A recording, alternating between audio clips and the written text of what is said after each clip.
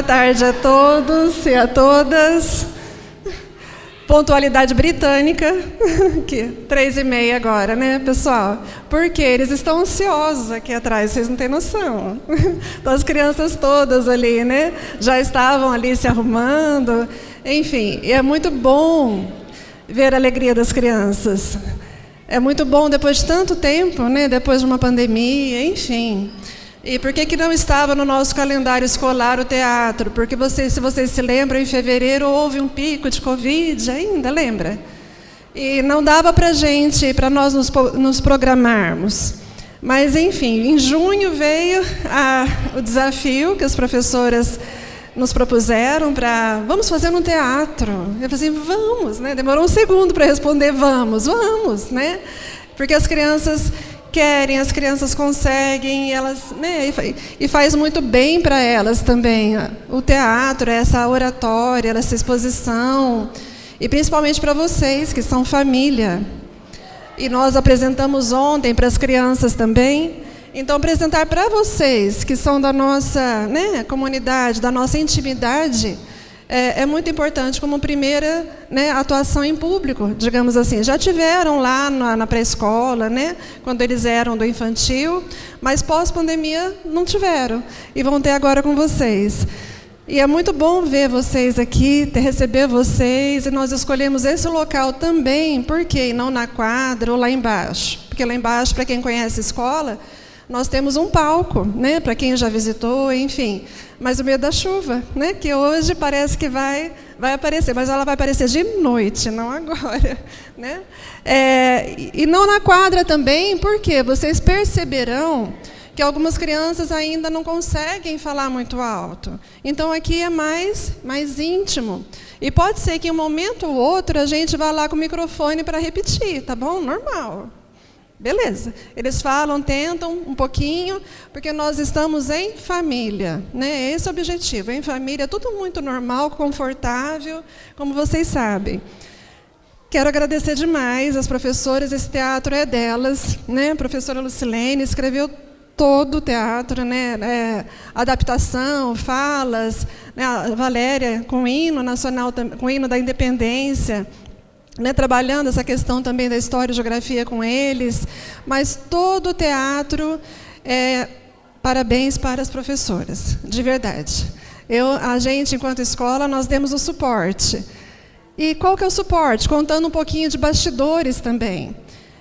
Se vocês podem perceber, vocês perceberão durante o teatro as caravelas, os desenhos, né, enfim, algum figurino ou outro.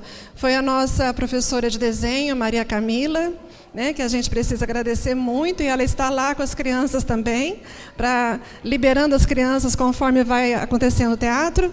E lá atrás, aquelas duas figuras insubstituíveis, Leonardo e Gabriel, né, sempre presentes, que fizeram tudo isso aqui para a gente, fizeram tudo isso para as crianças, né? Tudo isso aqui também. E muito bom poder contar com vocês. Obrigada, obrigada. Mais uma vez, então, agradecendo, as crianças estão ansiosas, eu vou parar de falar e vou passar para a professora. Obrigada, gente. Boa tarde. As professoras também estão ansiosas. Não são só as crianças, não. Mas vocês vão gostar do que a gente tentou ensaiar durante esse mês inteiro de agosto, e eu sei que hoje eles estão para dar o melhor para vocês, tá bom? Agradeço ali os meninos, o Gabriel, o Leonardo, o pessoal da manutenção também, que proporcionou esse cenário para completar o nosso teatro. Hoje é um dia muito especial para o 5º ano C da Escola Notre Dame. Nossos queridos alunos vão encenar parte da história do Brasil. Um grande país que já passou por conflitos, por disputas, que foi a escolha de um jovem príncipe, que foi adotado como terra natal por uma princesa austríaca.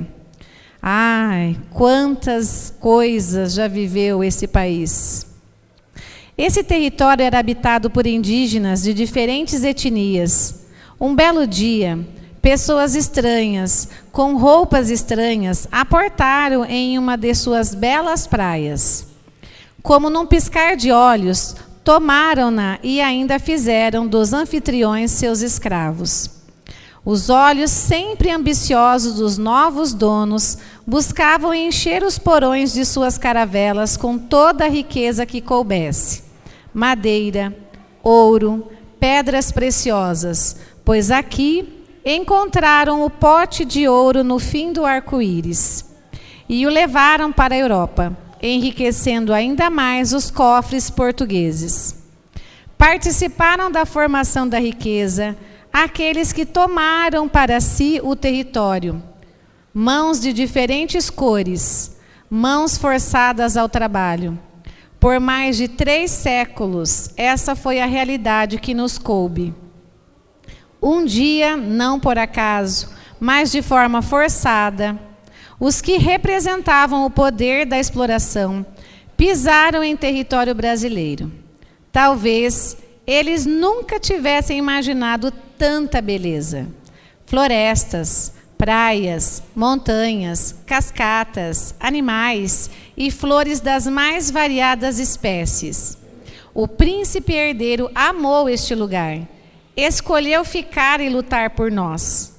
E com um brado retumbante, às margens do rio Ipiranga, nos declarou libertos e o povo gritou junto: independência ou morte. Agradecemos a presença de todos e agora acomodem-se porque lá vem a história. É pra ir? Que dia lindo, não é? Estou tão feliz que a Manu vai vir passar o dia comigo hoje. Fiz o bolo preferido dela e naquela batata frita que ela tanto gosta.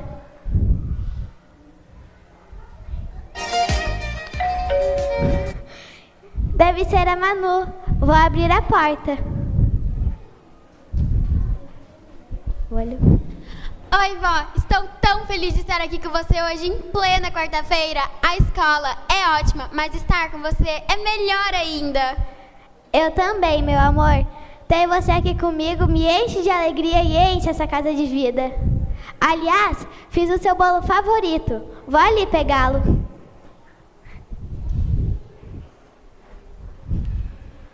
Eva, adoro a sua casa. Aqui eu posso fazer tudo o que eu quero.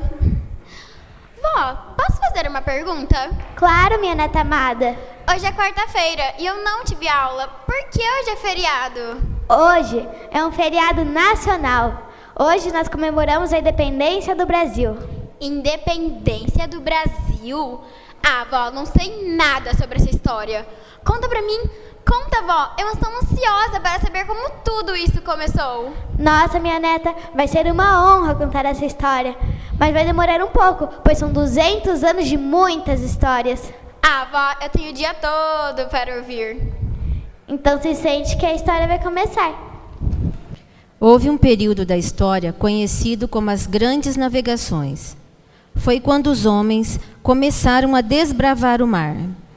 Naquela época, os homens tinham muito medo de se aventurar, porque as embarcações saíam para o oceano e muitas não retornavam. Eles acreditavam que os monstros do mar sumiam com as embarcações. Os portugueses precisaram criar uma rota marítima para chegar às Índias, pois teriam que navegar pelos oceanos Atlântico e Índico. Nas Índias, eles iriam comprar as especiarias para revender na Europa. E, claro, ganhar muito dinheiro. Não era perigoso viajar pelo oceano com tanta água, tubarões e as tempestades poderiam virar as embarcações? Era assim, mas valia tudo para comercializar as especiarias. Espécias o quê? Especiarias. Eram mercadorias vindas do Oriente, como pimenta do reino, noz moscada, perfumes e incensos, que por sua raridade eram valiosíssimas na Europa. Eu já estou até imaginando como essas mercadorias eram disputadas.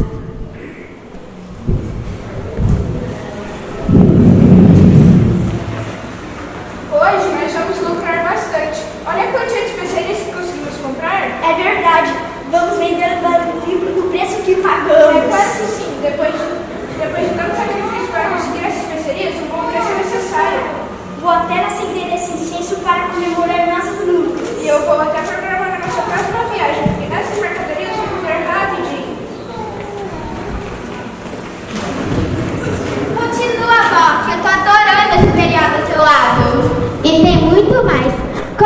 estava falando, essas mercadorias eram muito procuradas. Portugal era o país que tinha as melhores tecnologias para navegação em mar aberto. Porém, Cristóvão Colombo era um navegante que estava na esquadra da Espanha e avistou terras desconhecidas em 1492. Essas terras são as hoje conhecidas América. Eu queria ter sido esse tal de Cristóvão Colombo. Eu ia provar que existem outras rotas comerciais além das Índias. E foi bem isso que aconteceu, Manu. A embarcação de Cristóvão Colombo virou por problemas naturais. E quando chegaram ao destino, perceberam que não era o mesmo lugar que tinham ido na última viagem. Então, quando voltou para a Europa, contou para todos, mas ninguém acreditou nele, exceto Américo Vespúcio, que refez a rota de Cristóvão Colombo e percebeu que eram realmente novas terras. E, em sua homenagem, deu o nome de América. Nossa, que descoberta incrível desse Cristóvão Colombo. Ah, eu também queria ser ele. Imagina, eu de Cristóvão Colombo.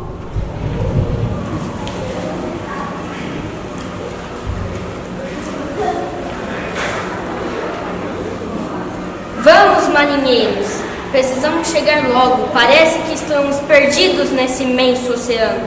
Senhor, a tempestade está forte, não conseguimos ver nada. Precisamos chegar logo que estou muito cansado. Faz 2 meses que navegamos e ainda não chegamos. Olhe lá, senhor, tem terra à vista. Terra à vista? Que lugar diferente é esse? Estou fazendo meus cálculos e aqui não é o lugar onde fomos na outra viagem. Vamos, registre tudo que vou contar aos meus colegas da Europa. E eu acho que descobri novas terras. Continua, vó. Eu quero saber mais. E é agora que vai ficar emocionante.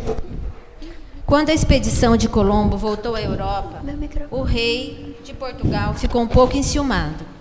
Como uma esquadra do país vizinho conseguiu descobrir novas terras se eram os portugueses que tinham as melhores embarcações? Neste momento, começa um novo projeto. Como eles tinham que fazer novas viagens para as Índias, o rei de Portugal escalou Pedro Álvares Cabral para comandar o grupo. Em março de 1500, a esquadra com 13 caravelas partiu de Lisboa, capital de Portugal. No meio do caminho, Cabral ordenou que 3 caravelas iriam mudar a rota e seguir a oeste, e as outras deveriam seguir viagem até as Índias. Em abril, começaram a avistar sinais do continente, até que chegaram a uma grande ilha. Lá morava um povo diferente na cor, nos costumes e nas roupas.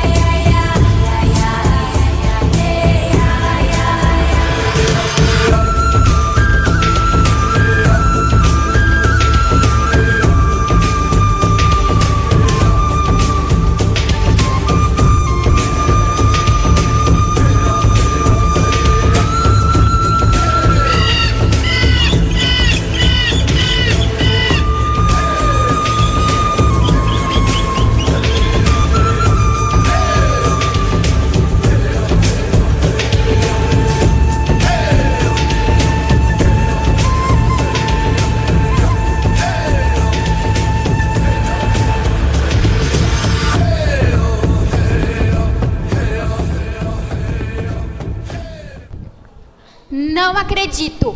Eles chegaram e já avistaram os indígenas? Então os verdadeiros donos das terras não eram os indígenas, vó? Sim, minha neta, como você é esperta. Na verdade, o Brasil foi redescoberto, pois os verdadeiros donos já viviam aqui. Mas eles aceitaram essas pessoas nas terras deles? Tudo começou assim. A princípio, o contato foi calmo. Houve troca de presentes entre as duas partes, e alguns dos indígenas foram levados à embarcação onde estava o capitão Mor Cabral, para que ele os conhecesse. Foram-lhes dados alimentos e vinhos, mas eles rejeitaram a comida e não gostaram do que experimentaram.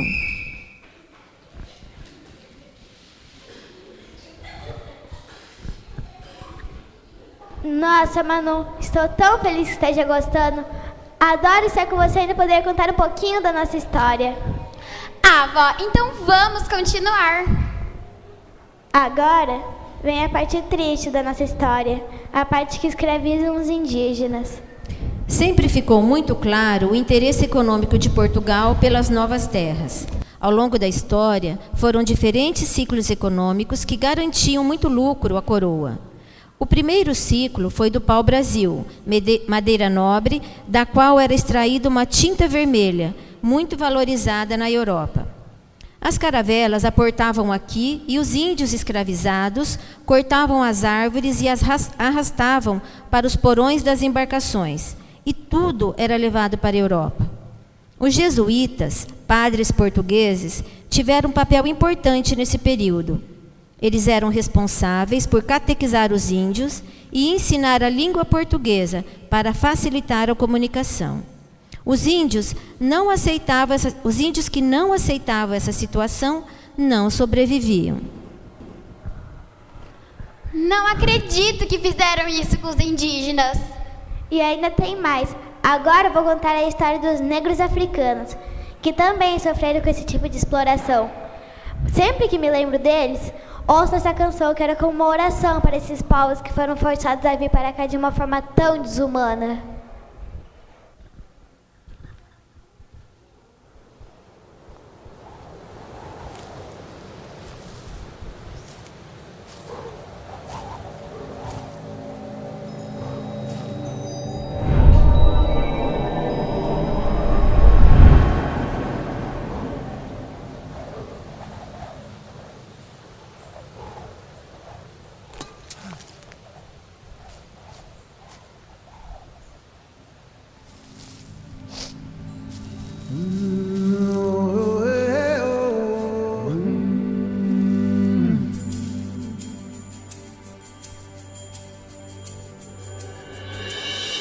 Baba yetu yetu liye mbinguni yetu yetu amina. Baba yetu yetu liye jina lako weli tukuzwe. Baba yetu yetu liye mbinguni yetu yetu amina. Baba yetu yetu liye jina lako weli tukuzwe. Utupelio chakula chetu tunachohitaji utusamehe makosa yetu, kumana tunahowasamehe wale yotukasea, usitutie katika majaribu, lakini utuokoe na yule muovu milele.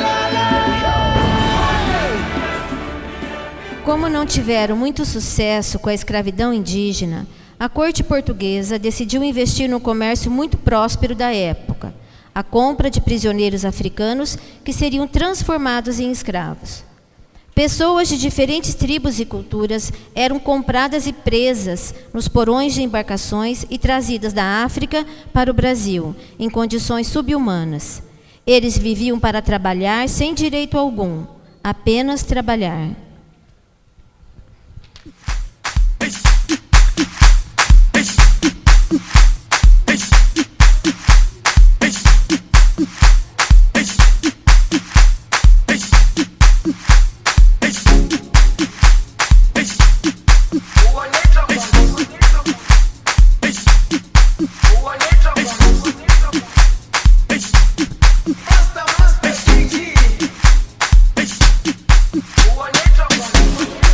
Jerusalema ikayalami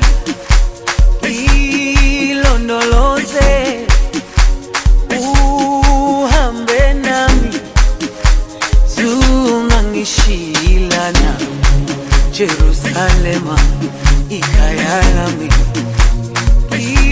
ilonoloze uhambe nami sungangishilana dawo yami ayikholana buso wami awukholana ilondoloze suhambe nami dawo yami ayikholana buso wami awukholana ilondoloze suhambe nami ilondoloze. Maravilhosa a cultura deles, não é mesmo, Manu? Sim, vó. Mesmo eles sendo escravizados, eles não deixaram de praticar sua cultura. Isso mesmo. Olha que eles tinham motivos para chorar. Sabe por quê? Os escravos que sobreviviam à travessia, ao chegar ao Brasil, eram logo separados do seu grupo linguístico e cultural africano e misturados com outros de tribos diferentes para que não pudessem se comunicar. Seu papel de agora em diante seria servir de mão de obra para seus senhores, fazendo tudo o que lhes ordenassem, sob pena de castigos violentos. Além de terem sido trazidos de sua terra natal e de não terem nenhum direito, os escravos tinham que conviver com a violência e a humilhação em seu dia a dia. E o que aconteceu com eles, vó? Essa história é longa. A escravidão negra foi implantada durante o século XVII e se intensificou entre os anos de 1700 e 1822, sobretudo pelo grande crescimento do tráfico negreiro. O comércio de escravos entre a África e o Brasil tornou-se um negócio muito lucrativo. O período em que mais trouxeram escravos negros pode ser situado entre 1701 e 1810, quando aproximadamente 2 milhões de africanos foram desembarcados nos portos coloniais. O quê? Quase 2 milhões de africanos escravizados? Não acredito. E vó, enquanto estava acontecendo tudo isso por aqui, o que estava acontecendo lá na Europa? Muitas coisas, muitas histórias. Mas a mais engraçada foi a fuga de Dom João VI para cá. Ele fugiu, vó? Saiu na disparada? Sim, acredita? Mas por quê? Vou contar. Tudo começou quando Portugal assinou o contrato e não o cumpriu. Os portugueses foram obrigados a aceitar o seguinte termo dos franceses: fechar os portos de seu país para embarcações inglesas. O termo foi aceito, mas não foi colocado em prática. Incapaz de invadir a Inglaterra, Napoleão resolveu, a partir de 1806, estabelecer o bloqueio continental, o que determinou que os portos das nações europeias ficariam terminantemente fechados para embarcações inglesas. Com o bloqueio, os portugueses começaram a ventilar a proposta de mudarem-se para o Brasil a fim de fugir do alcance de Napoleão. Portugal não aceitou aderir ao bloqueio, porque as relações com os ingleses eram boas e estavam de pé por séculos. A situação estendeu-se até meados de 1807, quando Napoleão realizou um ultimato.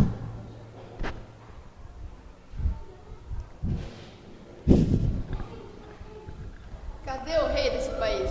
Quero ver esse covarde inventar. Assinou um acordo e não cumpriu. Vem, Dom João, cadê você, seu tratante de uma filha?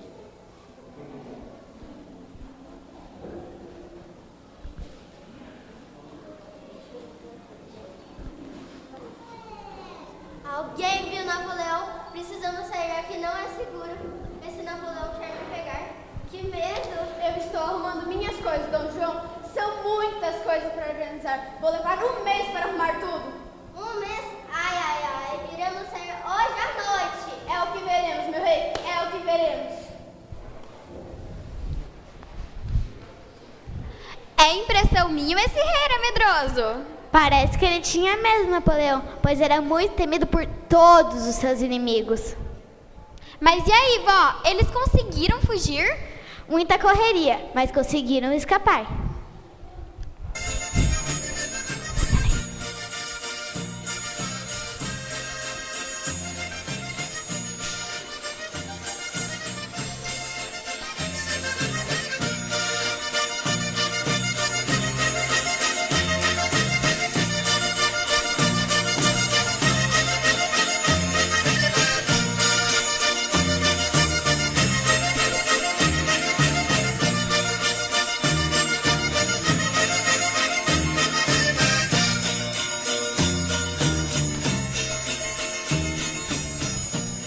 Dom João autorizou todos os seus súditos a mudarem-se para o Brasil, caso desejassem.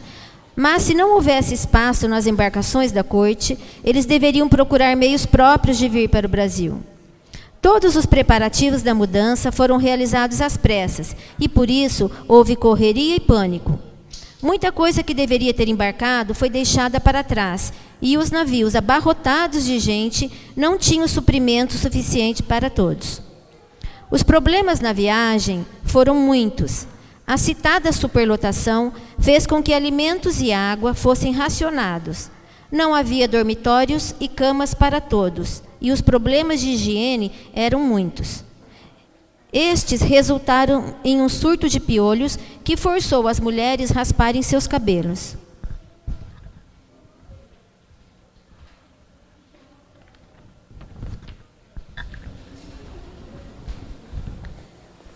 Eu te mato, Dom João! Olha o que você me fez passar! Que viagem horrorosa para esse país horroroso! Até piolho eu peguei! Você me paga! Foi necessário, minha querida, mas pode deixar que eu já vou providenciar umas reformas para melhorar este lugar. E hoje à noite teremos um baile real. Coloque sua melhor roupa, minha amada Carlota. Verdade, vó, que Dom João fez reformas no Brasil? Verdade. Ele quis trazer um pouquinho de Portugal para cá. Ele decretou a abertura dos portos às nações amigas, do Banco do Brasil, Teatro Nacional, Biblioteca Nacional, Jardim Botânico. Dom João também investiu na criação de estradas, aboliu a lei que proibia a criação de fábricas no Brasil, criou a imprensa real e contratou artistas franceses para retratar o Brasil.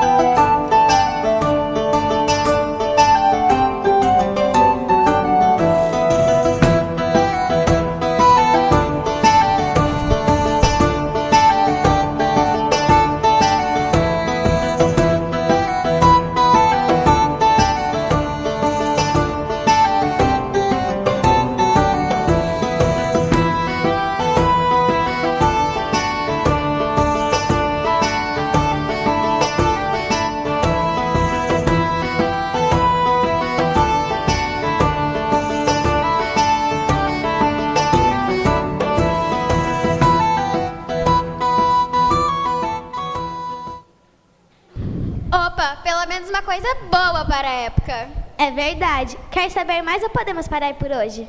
Eu quero saber mais, está muito interessante. E o almoço vai demorar um pouco. Teve até casamento. De quem? Conta, quero saber. Então vamos conhecer. O casamento de Leopoldina com Dom Pedro foi resultado das negociações realizadas entre a Áustria e Portugal, iniciadas durante o Congresso de Viena.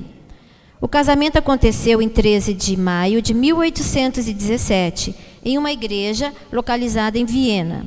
Dom Pedro não compareceu à cerimônia pela distância do deslocamento entre Brasil e Áustria, e por isso ela foi realizada por procuração. Quem representou Dom Pedro foi o tio de Leopoldina, Carlos, o Duque de Tusten. Só depois do casamento que Leopoldina mudou-se para o Brasil. Sua viagem teve duração de 85 dias e ela chegou à colônia em 5 de novembro de 1817. Antes disso, Leopoldina aprendeu a falar português e preparou-se para vir ao inóspito país. Mas que lugar é esse? Que calor! Quantos mosquitos, muriçocas e animais diferentes! Onde é que eu vim parar? Olá, princesa. Estou vendo que está gostando do lugar. Bem que meu pai me avisou que esse lugar é o fim do mundo. Calma, calma, que já já você se acostuma. Tomara que você esteja certo, senão eu volto para a Europa. Depois dessa parte engraçada, vamos para a parte mais séria. Passados alguns anos, os franceses foram derrotados e expulsos de Portugal. Então, os políticos portugueses exigiram a volta de Dom João a Portugal e, caso não cumprisse a determinação, correria o risco de perder o trono. Porém, os políticos brasileiros também pressionavam para que a coroa ficasse aqui. Dom João decidiu que voltaria para Portugal e que deixaria aqui seu filho, Dom Pedro, que tornou-se o regente do Brasil.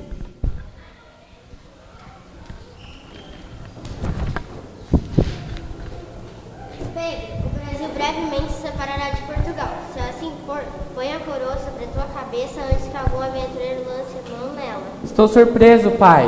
Por que eu? Porque sim, aceite e seja obediente. O quê? Pelo bem da nação você fará isso.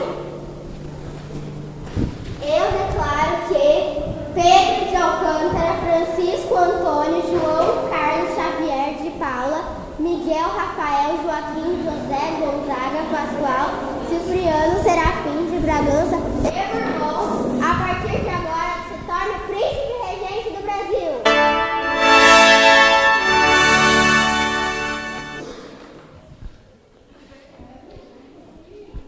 Mesmo contra a vontade, Dom Pedro teve que assumir o reinado. Na viagem de Dom João VI, cerca de 4.000 pessoas retornaram para Portugal. O rei português, além disso, levou para Portugal uma grande quantidade de ouro e diamantes que estavam nos cofres do Banco do Brasil. Com o retorno de Dom João VI, Pedro de Alcântara tornou-se regente do Brasil. E agora, vó? O que aconteceu com Dom Pedro? Agora ele teve de enfrentar vários problemas pelo bem da nação. Dom Pedro amava essa terra. Porém, foram tantas as pressões que sentiu vontade de voltar a Portugal. Sua esposa, Dona Leopoldina, o convenceu a ficar e lutar pela autonomia da colônia. Dom Pedro de Alcântara, você vai ficar aqui comigo. Agora que eu me acostumei com esse país, eu não saio daqui. Não, não e não. Ai, Leopoldina, eu já disse que esses assuntos não são para mulheres. Vá seus afazeres e me deixe pensar. Mas, vó, não pare de contar o que ele fez agora. Agora ele pensou. Entre os dias 8 e 9 de janeiro, Dom Pedro recebeu um abaixo-assinado com 8.000 assinaturas de pessoas que defendiam sua permanência no Brasil. Motivado por isso, Dom Pedro supostamente anunciou a frase que marcou o dia do fico.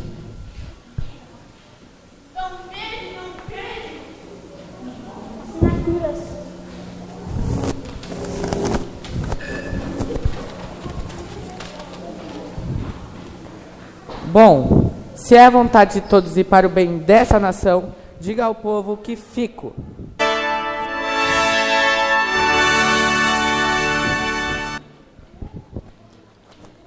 Dom Pedro continuou com as negociações e, para a tranquilidade do Brasil, viajou para São Paulo.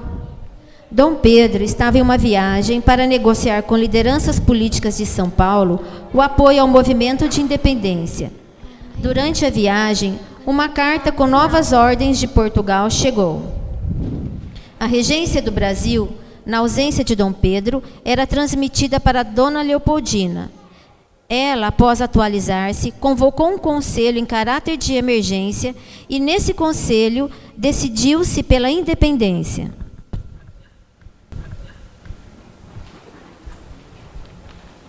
dia lindo! Como é belo esse país!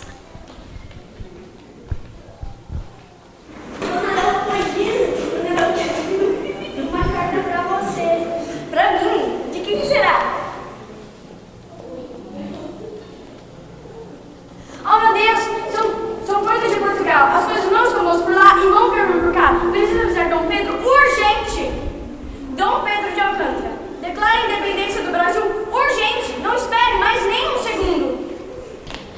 Na sequência, cartas foram enviadas para Dom Pedro e o mensageiro, chamado Paulo Brégaro, encontrou na altura do rio Ipiranga. A ocasião da declaração de independência do Brasil, no entanto, não foi nada pomposa. Os relatos contam que Dom Pedro estava sofrendo severamente de disenteria na viagem a São Paulo.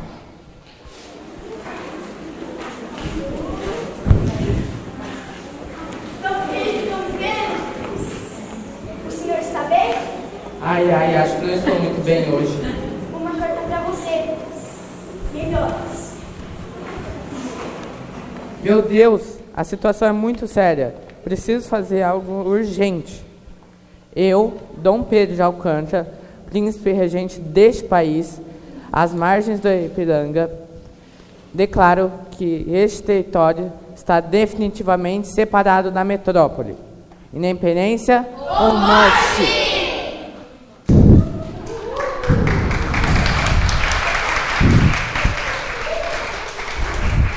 Nossa, avó, estou ouvindo esse grito daqui. Deve ter sido emocionante dar o grito do Ipiranga. E foi mesmo.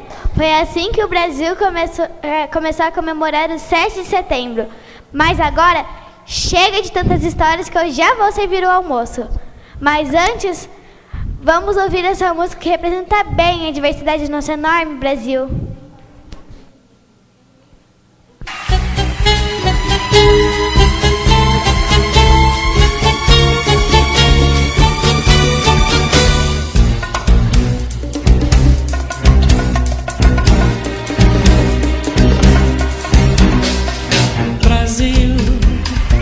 Meu Brasil brasileiro. Podem aplaudir, podem aplaudir.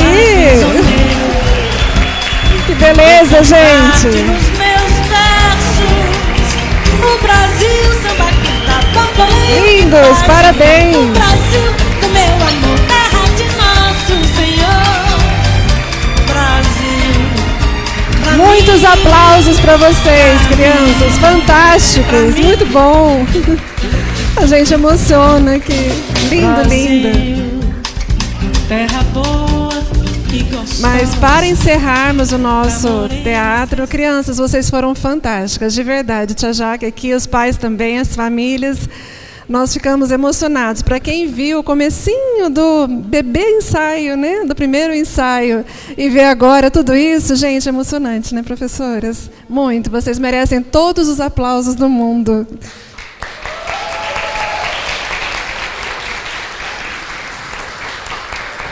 E para encerrarmos, nós convidamos vocês a ficarmos de pé e nós vamos cantar então o hino da independência do Brasil.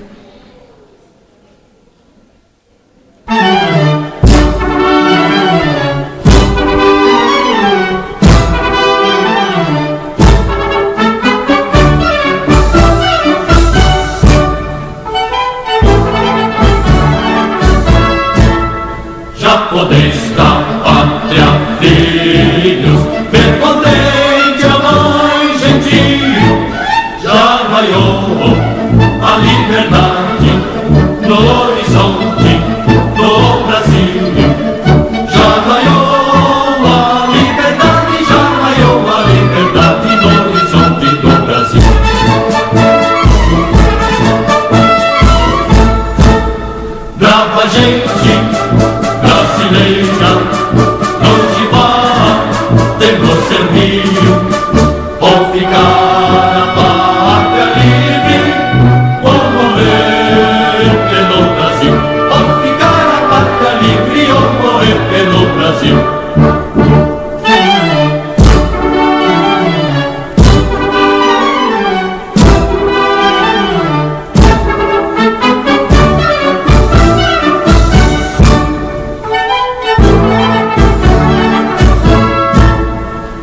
milhões que nos forjava da perfídia do tortilho. Houve mão mais poderosa, somos deles no Brasil. Houve mão mais poderosa, houve mão mais poderosa, somos deles no Brasil.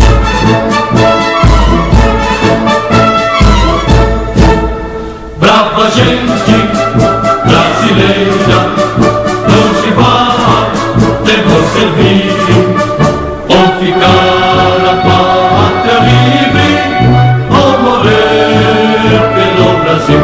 Ou ficar a pátria livre, ou morrer pelo Brasil.